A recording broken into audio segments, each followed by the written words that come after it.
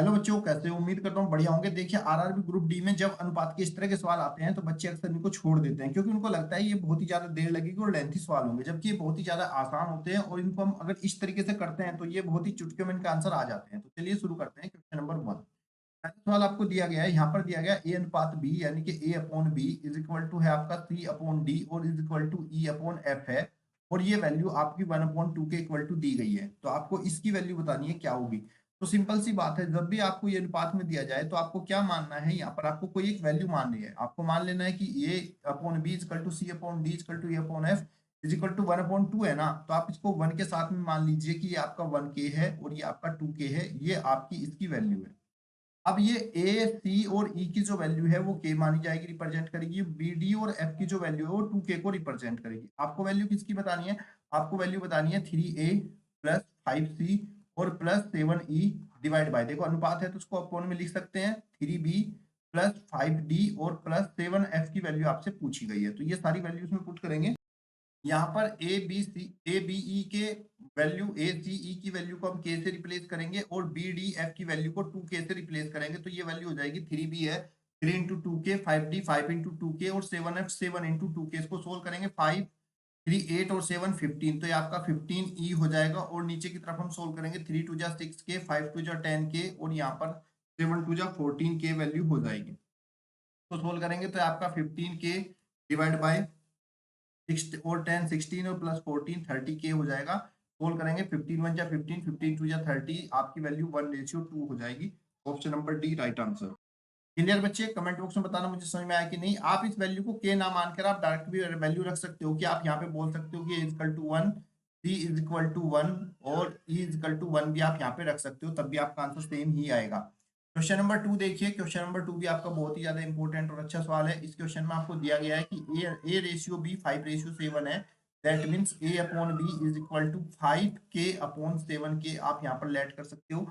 और आपको यहाँ पर दिया गया है कि C रेशियो D यानी कि C अपॉन डी जो है वो इज इक्वल टू है 2a अपॉन 3b के। तो बताओ आपकी वैल्यू AC अपॉन BD की वैल्यू क्या होगी, ये आपसे पूछा गया है। तो आपको बच्चों A अपॉन बी 5 के अपॉन 7 के आप लेट कर सकते हैं क्योंकि एक रेशियो दिया गया है, और C अपॉन डी आपका 2a अपॉन 3b है। तो आप यहाँ पे A की वैल्यू कितनी रिप्रेजेंट करेगी, 5 के, और B की वैल्यू रिप्रेजेंट करेगी आपकी 7 के। तो C is equal to 2a है तो 2 5 जा 10, a की वैल्यू हम 5 के यहाँ पर रखेंगे, 5 2 जा 10 के आपकी वैल्यू हो जाएगी। और इस तरह बच्चे हमारा 7 के है, 7 3 जा 21 के आपकी वैल्यू हो जाएगी। अब आपको बताना है कि ए सी अपॉन बी डी कितना होगा। ए की वैल्यू कितनी है, 5 के, 5 के इंटू में सी की वैल्यू हमारी हो जाएगी 10 के divide by D is equal to कितना है, 7 के, तो यहाँ पे 7 के रखेंगे, मल्टीप्लाई बाय डी है और डी की वैल्यू आपकी हो जाएगी 21 के।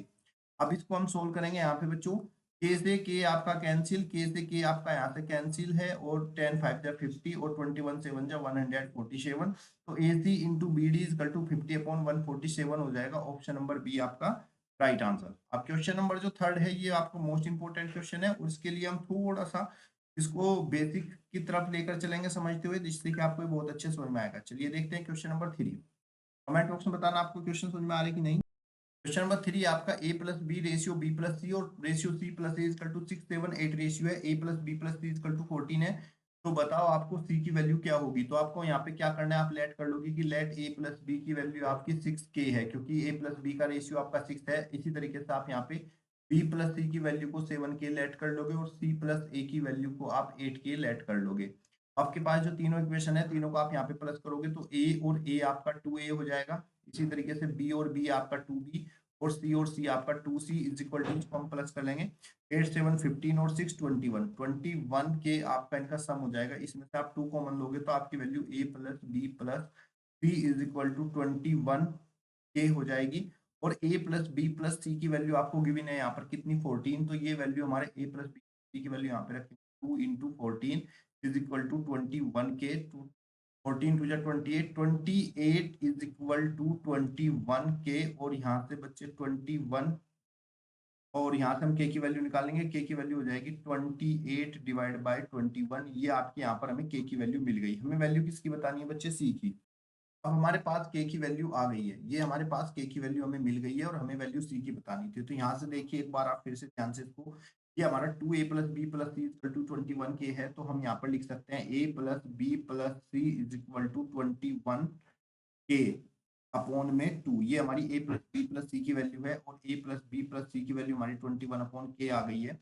अब मैं इस a+b+c में से यहाँ पे देखो, मुझे c की वैल्यू चाहिए, तो इसमें a+b की वैल्यू को मुझे हटाना पड़ेगा और a+b की वैल्यू मेरी कितनी है यहाँ पे? a+b की वैल्यू मेरी है 6k। तो मैं यहाँ पर a+b को रिप्लेस कर सकता हूँ किससे? 6k से।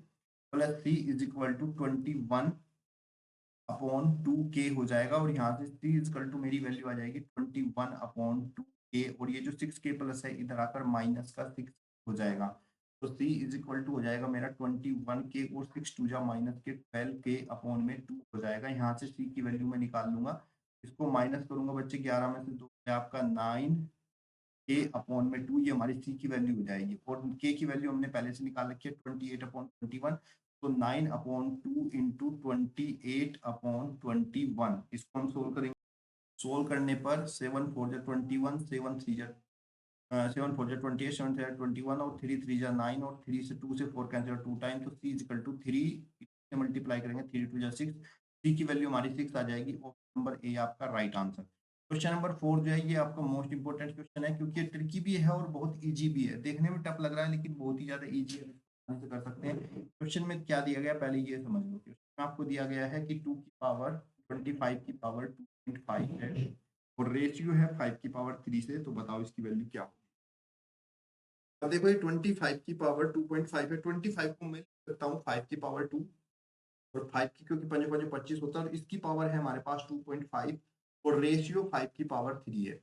यहाँ से जब पावर के ऊपर पावर होती है इसकी मल्टीप्लाई हो जाती है, तो 5 की पावर 2.5 की 2 से मल्टीप्लाई करेंगे तो 5 हो जाएगा, रेशियो 5 की पावर 3। अब देखो रेशियो में जब बेस सेम होता है, रेशियो में जब बेस सेम होता है तो पावर आपस में सब्ट्रैक्ट हो जाती है, तो ये 5 की पावर 5 - 3 रेशियो में आपका 1 हो जाएगा और 5 की में से 3 गया, कितना बचा? 5 की पावर 2 रेशियो 1। 5 की पावर 2 कितना होता है? 25 रेशियो 1। तो आपका option number D right answer हो जाएगा। कमेंट बॉक्स में बताओ बच्चों मुझे, आपको ये है कि नहीं।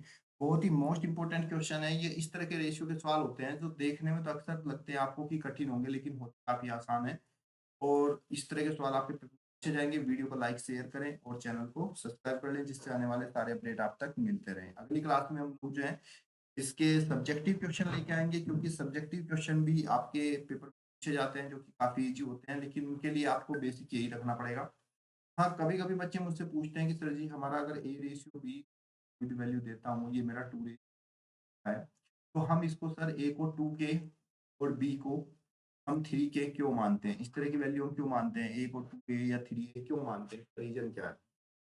तो उसका रीजन ये होता है बच्चे, मान लीजिए ए की वैल्यू आपकी 12 है और बी की वैल्यू आपकी 18 है, तो अगर हम किसी भी वैल्यू का रेशियो निकालते हैं तो रेशियो कैसे निकालते हैं भाई? रेशियो निकालने के लिए हम डिवाइड करते हैं ना 12 को 18 से और फिर इसको हम सिंपलेस्ट फॉर्म में करते हैं, तो ये हमारा कैंसिल होता है 6 दूनी 12 6 तिया 18। तो इसका मतलब क्या हुआ कि जब मैंने इसमें 2 रेशियो थी 6 से मल्टीप्लाई करूंगा तब मेरा ओरिजिनल नंबर मिलेगा। तो वो जो ओरिजिनल नंबर है हमें पता नहीं होता, रेशियो में लिखने के लिए हम उसके साथ के मान लेते हैं और इसीलिए हम कोई भी हमें रेशियो देता है उसके साथ के एक्स वाई जेड इस तरह के वेरिएबल हमें मानने पड़ते हैं।